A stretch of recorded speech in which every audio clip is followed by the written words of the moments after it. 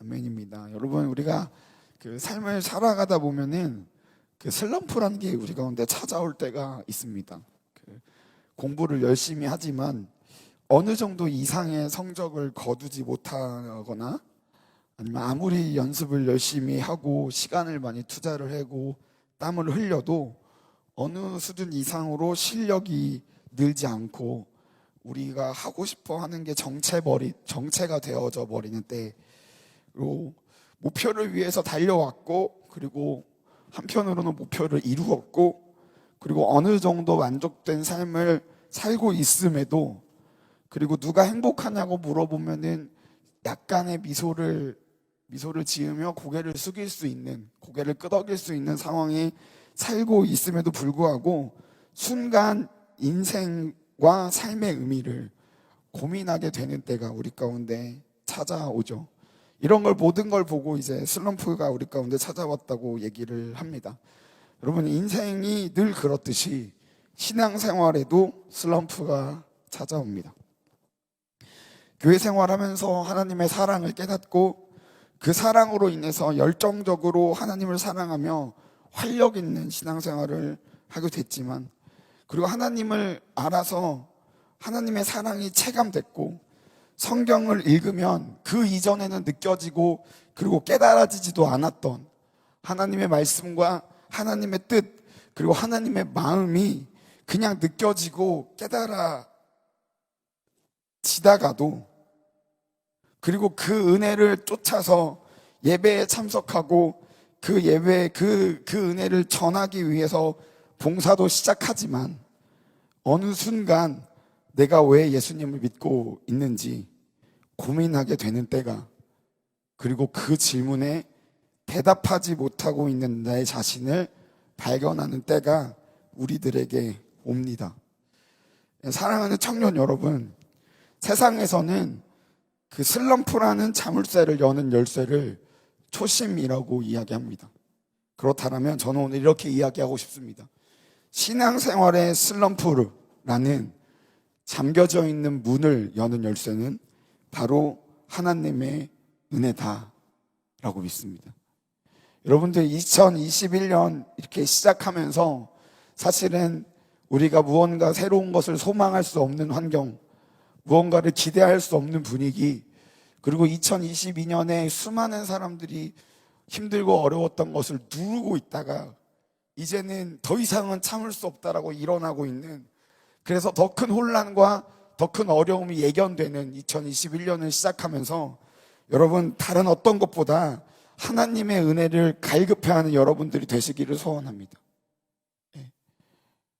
하나님의 은혜를 갈급해하고 하나님의 은혜를 바라고 하나님의 은혜를 기대하는 마음으로 주님을 두드리며 찾는 우리의 신앙이 되어지기를 정말로 축복합니다.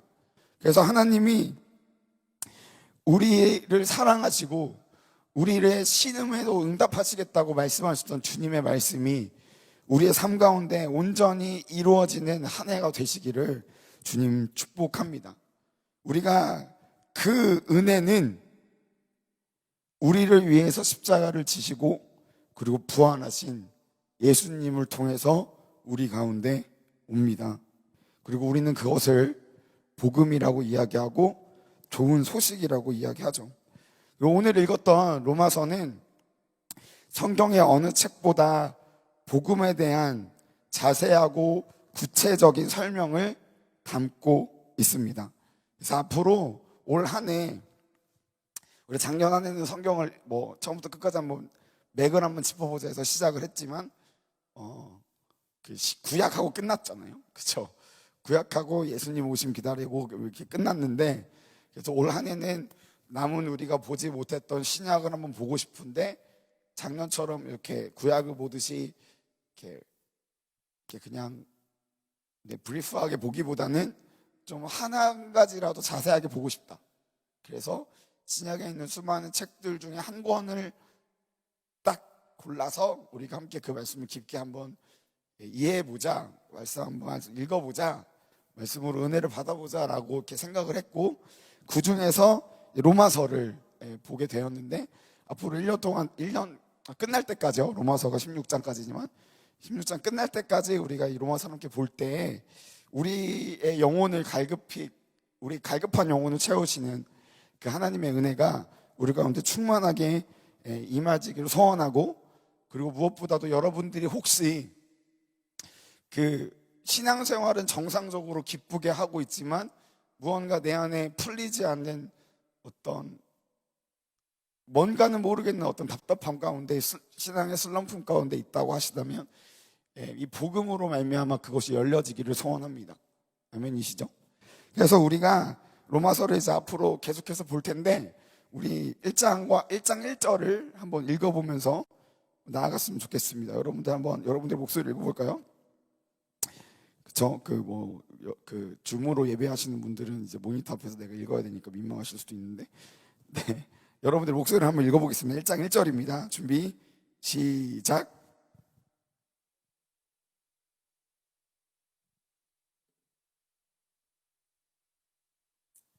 입었으니 이렇게 시작하죠. 그 사도 바울의 서신서는요, 어떠한 문학적인 형태를 가지고 있냐면 그 편지라는 형태를 가지고 있어요.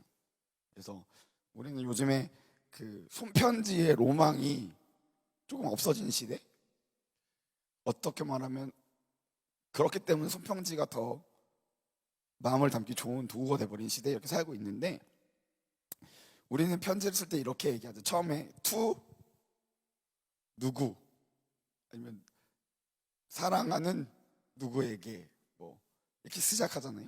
그러니까 누구에게 보낸다라는 이야기를 하고 나서 그 다음에 인사를 하고, 그리고 더 격식을 차린 편지라면은 거기에 안부를 묻고, 그 다음에 중간에 내가 하고 싶은 이야기를 쓴 다음에 마지막 안부를 묻은 다음에 누가 올림, 뭐 누가 이렇게 하고 from 누구 해서 끝나잖아요.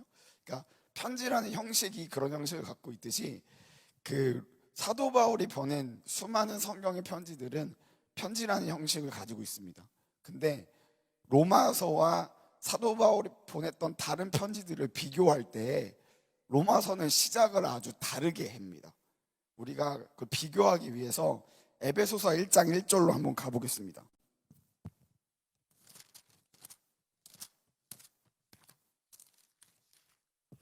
에베소서 1장 1절로 한번 가보면, 스크린이 떠 있나요? 네, 너무 좋네요. 그렇습니다. 1장 1절부터, 네, 성경책 있으신 분도 좋을 것 같아요. 2절까지 같이 읽어볼게요. 시작. 하나님의 뜻으로 말미암아 그리스도 예수의 사도된 바울은 에베소에 있는 성도들과 그리스도 예수 안에 있는 신실한 자들에게 편지하노니, 하나님 우리 아버지와 주 예수 그리스도로부터 은혜와 평강이 너희에게 있을지어다. 이렇게 돼 있죠. 그럼 보면 그냥 그럴 거죠. 나 사도 바울이 누구에게 쓴다? 에베소 지역에 있는 사람들 쓰는데 그 너희들에게 은혜가 있었으면 좋겠다. 그러니까 내가 누구에게 편지를 쓰고 있는데 여러분들에게 평안이 있었으면 좋겠습니다. 이렇게 아주 짧은 문장으로 편지를 시작한단 말이에요. 근데 로마서는 달라요. 로마서 1장 1절로 다시 돌아와서 읽어보면 1절부터 쭉 6절까지 자기가 누군지 이야기하고 나서 7절에 로마에서 하나님의 사랑하심을 받은 성도로 부르심 받은 모든 자에게 하나님 우리 아버지와 예수 그리스도로부터 은혜와 평강이 있기를 원하노라, 이렇게 이야기를 하는 거예요.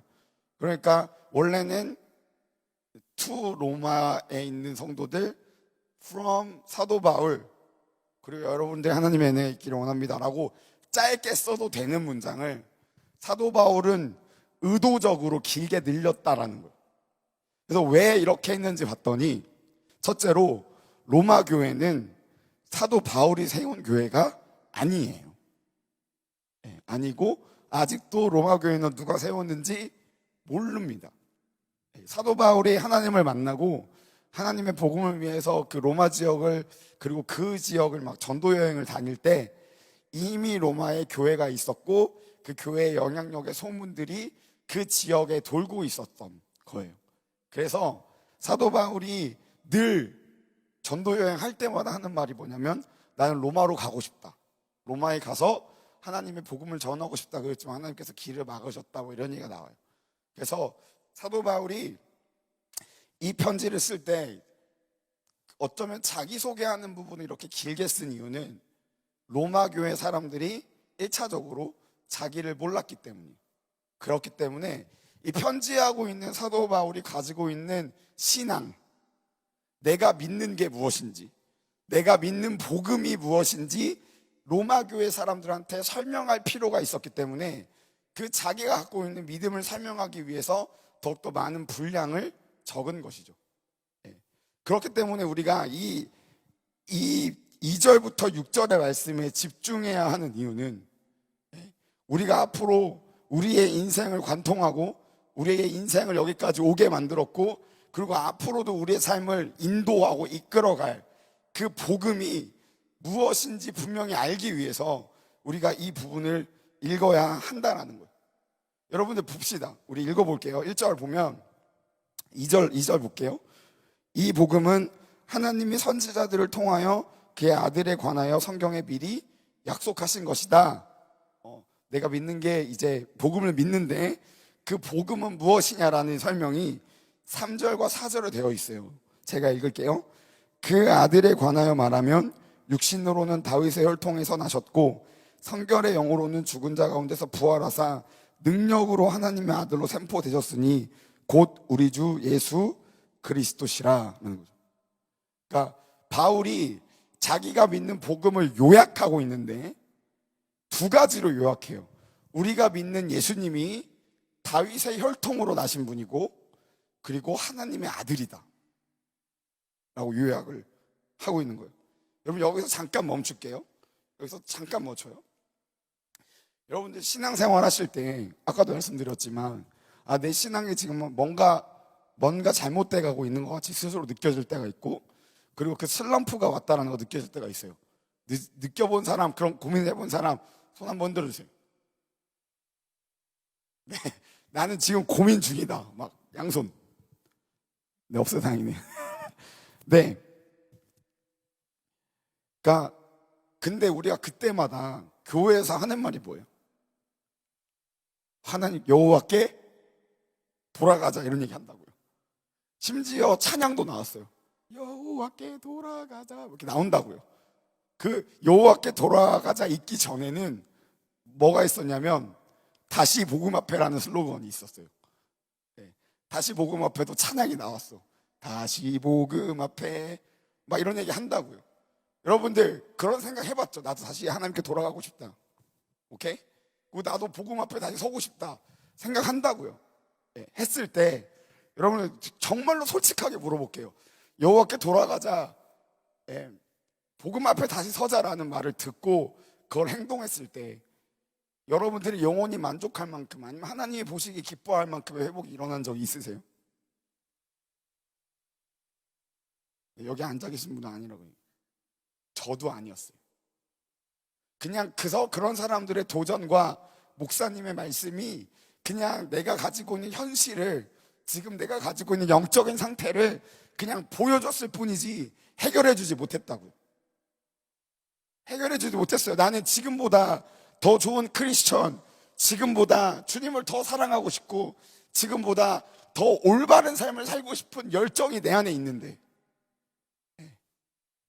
그 열정 때문에 지금 내 자신의 모습이 너무나도 부끄럽고 안타까운데, 내가 탑이라고 생각했던 여호와께 돌아가는 것, 그리고 복음 앞에 쓰는 거라는 메시지가 내 삶에 아무런 영향도 끼치지 못하는 거, 단지 더욱더 심한 종교인이 되게 만들더라는 거예요. 여러분 제가 이렇게 얘기하는 건 여호와께 돌아가자, 다시 복음에 서자라는 이 말이 잘못돼서 그런 게 아니에요. 뭐 때문에 그러냐면 우리가 복음을 어떻게 생각하느냐에 따라 달라진다는 거예요. 여러분 한번 생각해 볼까요? 여러분들 복음하면 떠오르는 말이 뭐예요? 복음하면 떠오르는 거, 예수님께서 십자가에서 나의 죄를 위해서 돌아가셨다. 그렇죠? 돌아가셨다. 그 속죄의 복음, 내 죄를 용서해 주시는 복음이에요. 우리가 우리 신앙을 위해서 여호와께 돌아갑시다, 복음으로 회복합시다 할 때 기도하는 어떤 기도를 하냐면, 우리는 복음을 죄를 용서하는 속죄의 복음으로만 생각하기 때문에 그 앞에서 회개합니다. 회개하고 또 회개해요. 그리고 마치 나의 지금 이 신앙 상태가 아직 내가 회개하지 못한, 나는 알지 못하는 죄 때문이라고 스스로 느끼면서 계속 그걸 찾으려고 그러죠. 계속 그러고 찾아요. 그리고 그걸 계속 회개합니다. 회개하고 회개해요. 여러분들 회개한다고 삶이 바뀌어요? 이제 정말 물어보는 거예요. 여러분, 정죄하는 것이 아니라 우리가 현실이라는 거죠. 우리가 가지고 있는 그 복음은요, 우리가 생각하는 복음은 예수님께서 십자가에 못 박혀 돌아가셨다가 전부예요. 그러니까 그 자리에서 벗어날 수 없게 만드는 거예요. 여러분, 사실은 교회가 처음 그렇게 가르쳤어요. 교회가 그렇게 가르쳤습니다. 교회가 복음은 예수님께서 십자가에 못 박혀 주신 돌아가신 거야. 너 그걸 믿니? 네, 저 믿어요. 그래, 같이 영접기도 따라하면 너 구원 받은 거야. 이렇게 가르쳤어요. 근데 어느 순간 제 안에 그런 생각이 들었어요. 내가 하나님을 인격적으로 영접했을 때, 내가 하나님을 내 아버지로 만났을 때, 그리고 예수님의 십자가가 2000년 전에 돌아가실 때 예수님 십자가가 나 때문 역할을 깨달았을 그때 내가 하나님 앞에서 느꼈던 나의 마음은 회개해야 된다라는 마음보다, 네, 잘 들으세요. 무언가에서 해방되는 느낌이었다고. 이해가 되세요? 그동안의 나의 아픔에서 해방되고, 그동안의 내 슬픔에서 해방되고, 그리고 그동안에 나를 누르고 있었던, 그리고 나를 고민하게 했던 수많은 문제들에서 답을 찾아서 해방되는 느낌이었어요. 하나님께서 만드신 나의 온전한 모습을 찾는 거였어요. 그런데 이 속죄의 복음이 우리를 계속해서 우리를 부정하게 만들더라는 거예요. 여러분, 크리스천들이요, 이 세상 크리스천을 보면 교회는 다닙니다. 교회는 다녀요. 네. 그렇지만 교회에서의 삶과 교회 문 밖에서의 삶이, 그 태도가 너무 다른 크리스천들이 많아요. 왜 그러냐면 이 속죄의 복음 때문이라고 저는 생각해요. 왜 그러냐면 나의 삶의 자리에서 열심히 살다가 교회 오면 뭐예요? 교회는 뭐 하는 거예요? 회개하는 거예요.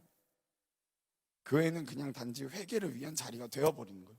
신앙은 나의 죄를 용서하신 그 주님께 내 죄를 고백하는 것 이상의 의미를 가지지 못하게 되는 거죠. 여러분, 제가 왜 이 얘기를 이렇게 꺼내냐면, 바울이 자기 신앙을 고백할 때, 자기가 믿는 복음이 무언가를 고백할 때 죄의 용서라는 단어를 한마디도 안 썼다는 거예요. 로마서에서. 다시 한번 읽어볼까요? 3절과 4절 말씀입니다. 여러분들 목소리 읽어볼게요. 준비 시작. 그의 아들에 말하면 육신으로는 다윗의 혈통에서 나셨고 성결의 영으로는 죽은 자들 가운데서 부활하사 능력으로 하나님의 아들로 선포되셨으니 곧 우리 주 예수 그리스도시라. 여기 무슨 얘기가 있어요? 죄 용서 이런 얘기가 깊게 없죠. 앞으로 쭉 얘기하지만 죄 용서라는 부분은 한 파트일 뿐이고, 그치만 바울은 그거를 요약하는 데 쓰지 않았던 것뿐이에요. 그게 완전히 부정할 건 아니다. 여러분들 그 정도는 이해하고 계신다고 생각하고 넘어갈게요.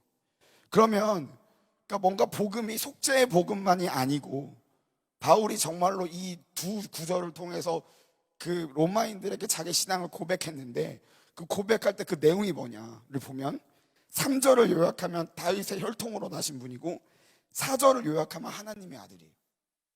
누가? 예수님이요. 다시 말하면 우리를 구원하신 예수님이, 우리를 위해서 십자가에 돌아가신 예수님이, 나의 죄를 용서하신 예수님이 누구냐면 다윗의 혈통으로 이 땅 가운데 나신 분이고 하나님의 아들이다라고 이야기하는 거예요. 여러분, 로마 교회에는요 1차적으로 문제가 하나 있었어요. 유대인인 크리스천과 이방인인 크리스천 가운데 갈등이 있었는데, 바울이 참 천재적이죠. 여호와 하나님, 그러니까 예수 그리스도가 왕이 되신다는 이야기를요 다윗의 혈통이라는 이름으로 유대인들이 이해할 수 있게 이야기한 거고, 하나님의 아들이라는 이야기로 이방인들이 이해할 수 있게 이야기한 거예요. 결국에 3절과 4절은 하나입니다. 한 문장으로 요약하면 뭐냐면 우리가 맺는 예수 그리스도가 우리의 왕이시다라는 거예요. 여러분, 다시 한번 말씀드려볼게요. 우리가 반드시 붙잡아야 할 그 복음의 핵심이 예수께서 나를 위해서 돌아가셨다가 아니라 그분이 우리를 다스리신다. 이해하시겠어요? 그분이 우리를 다스리신다는 거예요. 그분이 우리의 왕이 되신다는 거예요. 그분의 통치가 지금 임했다라는 거예요. 그분의 권위가 지금 이 땅 가운데 침투해 들어오고 있다라는 겁니다. 여러분, 복음이요, 거기서 끝나야 되는 거예요. 우리가 복음을 생각할 때, 우리가 다시 복음 앞에 섭시다라고 이야기할 때 그냥 내가 하나님 앞에 잘못했던 죄들만 회개하고 그냥 내 자신의 삶을 후회하는 자리에 앉아있는 것이 아니라 그분을 다시 한번 나의 삶의 왕의 자리에 초청하고 나의 삶을 그분의 통치 가운데로 들어가게 하는 것, 그게 여호와께 돌아가는 것이고 그게 다시 복음 앞에 서는 거예요. 여러분, 축복합니다. 지금이요, 여러분들이 앉아있는 그 자리 가운데 하나님의 통치가 임해 있음을 축복합니다. 여러분들의 지금 고민하고 있는 그 고민의 영역 가운데 하나님의 임재와 하나님의 다스리심이 이미 충만하게 임해 있음을 예수님의 이름으로 선포해요. 신앙은 무엇이냐? 복음은 무엇이냐? 우리의 믿음은 무엇이냐? 그걸 인정하는 거예요. 그리고 더 나아가서 그렇게 통치하시는 예수 그리스도를 믿는 거죠. 여러분, 축복할게요. 하나님의 나라가 지금 임했어요. 그리고 이거는요, 나중에 지금 마태복음으로 가면 주님께서 우리 가운데 선포하신 복음이 단지 속죄의 복음뿐만 아니라 하나님의 나라, 하나님의 통치를 선포하는 복음이었다라는 걸 마태복음 보면 나타나는데, 마태복음 3장 2절로 한번 가볼까요?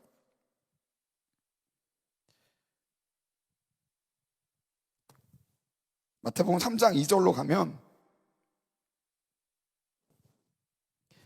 예수님께서 오시기 전에 주님의 길을 예배했던 침례 요한이 그의 사역을 이렇게 선포합니다. 함께 읽겠습니다. 시작. 회개하라, 천국이 가까웠느니라. 뭐가 가까웠어요? 천국이. 재밌는 거는 마태복음에서만 유일하게 하나님의 나라를 천국이라고 이야기하거든요. 왜 이 친구가 하늘나라라고 얘기했을까? 고민을 많이 했는데 이런 말이 있더라고요. 유대인들은요, 우리 대한민국보다 예를 중시하는 민족 중에 하나예요. 그래서요, 이 사람들은요, 하나님의 이름을 부르는 것을, 망령되이 부르는 것을 부르지 말라는 게 율법에 있잖아요. 그러니까 어떻게 하면 하나님의 이름을 망령되이 부르지 않을까 고민하기 위해서 이 법을 지키기 위한 다른 법을 하나 더 만듭니다. 그래서 뭐냐면, 그럼 우리 하나님의 이름을 부르지 말자. 하나님의 이름을 다르게 부르자라고 했던 게, 그래서 하나님의 이름 대신에 불렀던 게 주님이라는 뜻이었어요. 아도나이라고 불렀어요. 여호와라고 쓰고 아도나이라고 부른 거예요. 그러니까 하나님과 하나님의 이름과 관련된 모든 것들을요, 다른 단어로 바꿔서 사용하기 시작했던, 그 중에 아도나이, 주님이라는 것과 그리고 하나님의 나라 대신에 하늘이라는 단어를 썼습니다. 그래서 여호와의 이름을 망령되이 일컫지 않게 하기 위한 새로운 법을 만든 거죠. 그러니까 뼛속같이 유대인이었던 마태는 하나님의 나라라고 말 못한 거예요. 뭐라고 얘기했어? 그러니까 하늘나라인 천국이라고 이야기한 겁니다. 결국에 마태가 이야기했던 천국 복음, 천국 나라, 이거는 뭐냐면 하나님의 나라를 선포한 거예요. 하나님의 나라를. 계속해서 가볼게요. 예수님은 뭐라고 하셨냐? 예수님은 마태복음 4장 우리 17절 말씀 읽어보겠습니다. 같이 읽습니다. 시작. 이때부터 예수께서 비로소 전파하여 이르시되 회개하라, 천국이 가까이 왔느니라 하시더라. 예수님께서 공생애를 시작하실 때 하신 말씀, 뭐하라? 회개하라. 뭐가 가까이 왔다? 하나님의 나라가 가까이 왔다. 가까이 왔다. 여러분, 우리가 우리 영혼을 채우시는 그 은혜의 통로로서 하나님 나라의 복음, 그리고 그것이 속죄함을 넘어서 그분의 통치하심을 선포하는 것이라는 것, 그리고 그분이 우리의 왕이 되시고 주님이 되신다라는 걸 우리가 그렇게 믿는다라면 우리의 믿음은요, 완벽히 달라질 수밖에 없는 거예요. 우리 믿음은 달라질 수밖에 없어요. 우리가 그냥 하나님을 믿을 때 하나님을 믿는다는 것을 죄 용서받음으로 우리가 생각을 한다면 우리는 우리 마음대로 살고 우리 뜻대로 살고 우리의 본능과 우리의 본성과 아니면 세상이 원하는 대로 우리가 살다가도 그냥 가끔 교회 와서 회개하면 되는 거예요. 회개하면 되는데 하나님 그렇게 세밀하시지 않는데, 근데 우리가 믿는 복음이 하나님의 통치를 선포하는 것이라면 이야기는 달라지는 거예요. 우리가 그것을 온전히 믿잖아요. 그러면 우리의 삶의 실제 영역에 통제권에 대한 고민이 생길 수밖에 없는 거예요. 내 삶의 실제 영역의 통제권에 대한 고민이 생길 수밖에 없어요. 여러분, 우리가 정말로 그 복음을 믿는다면요, 우리는 지금부터 이런 고민을 시작할 거예요. 나는 돈을 어떻게 벌 것이며 어떻게 써야 하는가? 나는 내 여가 시간을 어떻게 보낼 것이며 어떻게 써야 할까? 나의 재능을 어떻게 쓸까? 무엇을 위해서 사용할까? 나의 남는 시간을 어떻게 써야 될까? 고민하기 시작하는 거예요. 고민하기 시작하는 거예요. 내 언어의 사용을 어떻게 해야 될까? 내 감정이 요동치고 있을 때 나는 어떻게 해야 될까? 내가 사랑하는 사람과 갈등을 만들었을 때, 갈등의 문제를 겪고 있을 때 이 갈등을 어떻게 해결해야 될까? 모든 삶의 영역에서 주님의 눈치를 보기 시작하는 거예요. 하나님이 지금 보고 계시고 하나님의 통치가 지금 이루어지고 있는데 내 삶이 그분의 통치 가운데 들어가기 위해서 나는 내 삶에서 어떻게 해야 될까라는 고민을 하기 시작해야죠. 여러분, 그리고요, 하나님과의 친밀함은 그런 고민에서부터 시작되는 거예요.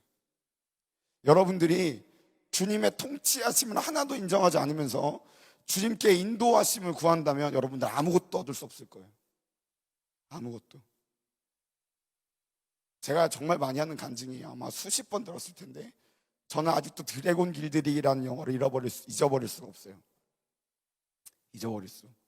한 목사님이 어느 날 저녁에 제가 기도하러 가는 길에 전화했습니다. 제가 학교 다니면서 마음이 적적할 때마다 이렇게 기도하러 가기 전에 꼭 목사님께 기도를 부탁했어요. 그러다 마음이 어려워가지고 전화를 했는데 갑자기 혼을 내시죠. 그렇죠? 갑자기 혼나는 거 많이 경험했죠? 네. 갑자기 혼을 내세요. 왜 혼내냐? 너는 기도를 왜 이렇게 대충 하냐? 구체적으로 하라는 거예요.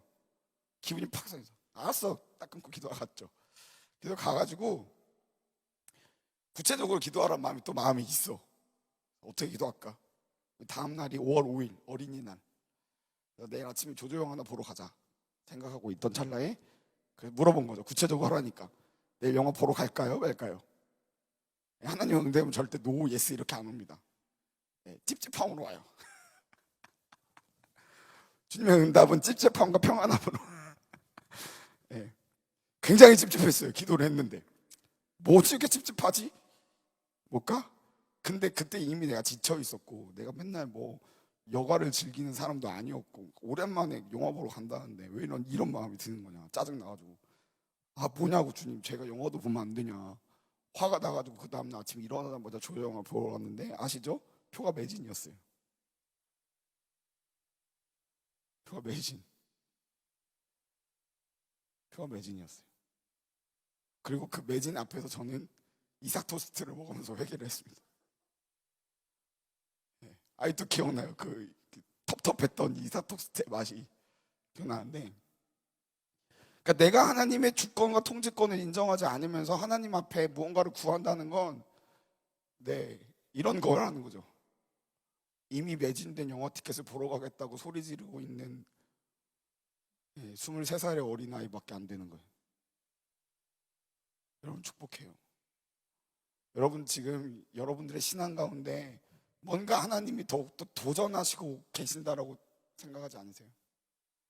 뭔가 하나님이 여러분들 삶 가운데 더욱더 침투에 들어오셔서 자신의 성품과 자신의 능력을 여러분들의 삶 가운데 펼쳐주고 싶으시다라고 생각이 안 드세요?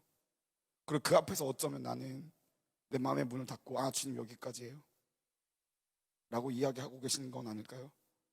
여러분들이 나는 여기까지예요 라고만 이야기하고 있기 때문에 여러분들 영혼은 그렇게 곤고한 게 아닐까요? 여러분, 사도 바울은요, 자기가 믿고 있는 그 복음을요 하나님의 왕되심과 통치하심이라고 요약한 이후에 다른 말을 덧붙이는데, 로마서로 돌아갈게요. 로마서 5장 말씀을 1장 5절 말씀을 보겠습니다. 같이 읽죠. 그로 말미암아 우리가 은혜와 사도의 직분을 받아 그의 이름을 위하여 모든 이방인 중에서 믿어 순종하게 하나니. 한국 번역이 조금 이상하게 됐어요. 여기서 믿어서 순종하게 된다라는 뜻이요, 원어로 따지면은 믿음의 순종이라는 뜻이에요. 이거를 더욱더 풀어서 이야기하면 순종을 가지고 오는 믿음이라는 뜻입니다. 여러분이요, 우리가 정말로 하나님의 통치하심과 왕되심을 정말로 믿는다라면 우리는요 그 믿음이 우리로 하여금 순종하게 만들 거예요. 그 어렸던 제가 영화 시간표를 알고 계신다고 주님이 생각 못했던 거지. 내가 영화 시간표를 알고 계신 주님이 가지 말라고 이야기하신 거를 나를 못하게 한다고 생각해서 하나님한테 화냈어요. 하나님 뭐였냐면 가봐야 못 봐, 그 시간에 딴 거 해, 이런 마음이셨을 거예요. 근데 저는요 내가 하고 싶은 걸 못하게 한다라고 하나님께 손가락질하고 그 자리를 나왔어요.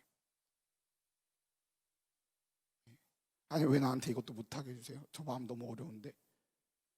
주님, 제가 스트레스 풀겠다고 술 마시러 간다는 거 아니잖아요. 영화 보는 게 제가 아니잖아요. 근데 왜 못하게 하세요? 하고요 기도 자리에 일어났다고요. 갔더니 매진이었어요. 그러니까 주님이 우리를 인도하시고 계실 때 가장 좋은 것으로 인도하시는 믿음이 내게 없었어요. 주님은 나를 잘 아신다, 주님은 선하신 분이다라는 믿음이 없으니까 그것에 제가 순종할 수 없었던 거죠. 그렇지만 우리의 삶을 인도하시고 이끌어 가시는 하나님이 선하신 분인 왕이라는 거 우리가 믿잖아요. 우리는 그분이 우리 가운데 무엇을 주시든지 순종할 수 있을 거예요. 그리고 사도 바울이 이야기하는 복음은 왕 대신 하나님 앞에 순종하는 우리의 행동이에요. 왕 대신 하나님 앞에 순종하는 우리의 행동. 여러분들 앞으로 로마서를 계속해서 볼 텐데 저는 오늘 여러분들에게 약속하고 싶어요. 아니, 여러분들이 약속해 주셨으면 좋겠어요. 어떤 약속이냐면 앞으로 우리가 로마서를 계속해서 보면서 우리 가운데서 밝혀질, 우리 가운데서 이전은 보지 못했지만 이제 앞으로 보여질 주님 앞에서 바르지 못한 그 복음 앞에서 올바로 세워지지 못한 나의 삶의 영역들이 발견되어지고 부딪혀졌을 때 여러분들의 본성보다는 하나님의 말씀을 선택해 주시기를 부탁드립니다. 약속해 주셨으면 좋겠어요. 그리고 결단하셨으면 좋겠습니다. 우리가 그 복음이 어떤 내용을 갖고 있는지, 그리고 하나님은 복음을 통하여서 우리 삶 가운데 어떤 것을 약속하고 계신지 우리가 그것을 계속해서 하나하나 보면서 나아갈 때 여러분들의 삶 가운데 하나님께서 기뻐하시지 않는 찌꺼기들이 우리 영혼 가운데서 튀어 올라올 때 우리가 우리 본성대로 반응하지 않고 주님의 말씀에 순종하고 믿어서 순종하는 반응을 해주시기를 약속 부탁드립니다. 그래서 우리 좀 찬양하면서 기도하고 싶어요.